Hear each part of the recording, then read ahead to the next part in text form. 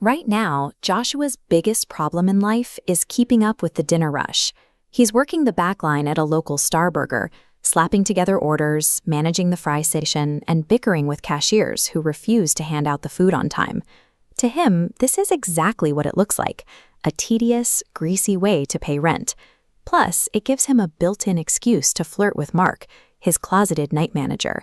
He treats the entire gig like a high school soap opera. At one point, he casually logs into the manager's back office computer just to send a gossipy email to his roommate.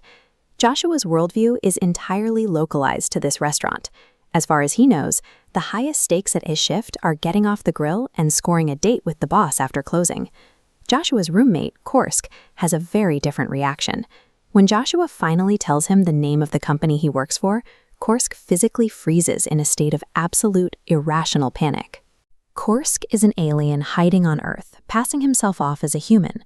Because of his background, he possesses highly classified knowledge about certain terrestrial corporations.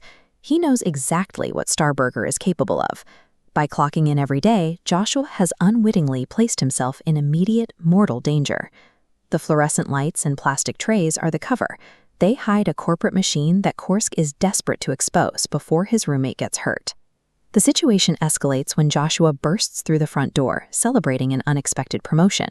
He's been selected to crew a brand new Starburger restaurant launching into deep space. Joshua assumes he earned this through hard work on the backline, and he smugly notes that his manager was passed over for the exact same opportunity. This chart explains the promotion. Standard employees move vertically up the ladder, but Starburger actively filters specific groups onto an isolated track for deep space deployment. Korsk knows they ran this exact purge previously, exiling minorities onto a ship called the Entrepreneur. Joshua's dream job is a one-way ticket to permanent exile. Since Joshua refuses to quit, Korsk realizes he has to step in and execute a corporate espionage operation to find out the launch details. Korsk plans a physical infiltration. If he tries to access the corporate mainframe from his house, they'll trace the IP address right back to him. He has to hack in through the local restaurant's terminal. His accomplice, Brad, supplies a specialized piece of black market hardware from an engineering firm called Bartek. It's a stealth modem roughly the size of a fingernail, designed to create a completely untraceable link. The break-in relies on simple logistics. Korsk waits across the street in a beat-up van until the closing shift leaves. Once the lot is empty, Korsk drops in through an unlocked roof hatch and slips into the manager's cramped office. Working quickly, he pops the panel off the central processing unit and wires the tiny modem directly into the internal hardware. The operation happens right next to stacks of greasy schedule printouts.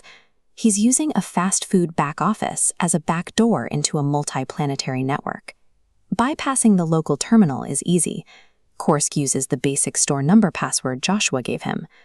Once inside, he immediately requests access to corporate's highly classified red files regarding the upcoming space mission. The corporate firewall strikes back instantly. Bold red letters flash "Access Denied," locking him out of the system and simultaneously triggering a silent alarm off-site. Miles away at headquarters, the system breach wakes the president of Starburger in the middle of the night. Upon hearing about the red file access, he orders a lethal hit squad to the restaurant without a second thought. Lethal force is a strange response to a franchise password reset. By sending an armed hit squad to a local burger joint, corporate headquarters just signaled that their secrets are worth more than the lives of their staff. Within minutes, a security force descends on the Starburger. Dark, unmarked vehicles screech into the lot, and armed guards pour out to surround it. Korsk runs out of the office and bumps right into them. He kicks the weapons out of two guards' hands, scrambles up the ladder to the roof, and leaps blindly onto Brad's speeding getaway van. With guards opening fire, Brad tears through the streets, dodging pursuit vehicles until he dives the van straight down an invisible drainage pipe that drops them into a secure underground bunker. Korsk walked away without the files, but he confirmed the reality of the threat. Starburger is masking a large-scale exile operation behind their drive-thrus, and he has very little time left to find a way to stop that launch.